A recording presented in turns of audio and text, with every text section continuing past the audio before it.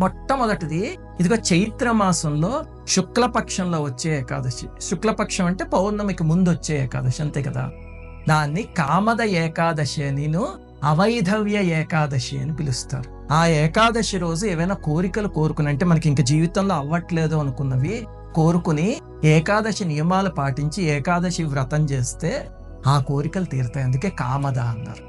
అలాగే ఆ ఏకాదశికి ఇంకో గొప్ప ప్రయోజనం ఏమిటంటే, భార్యాభర్తలు ఇద్దరిలో ఎవరైనా ఒకళ్ళు కష్టంలో ఉన్నారనుకోండి, ఉండి చెయ్యలేని పరిస్థితుల్లో ఉంటే రెండో వాళ్ళు వాళ్ళ కోసం చేస్తే కనుక అప్పుడు వాళ్ళకున్న కష్టం తీరిపోతుంది. అది ఈ ఏకాదశి యొక్క గొప్పతనం.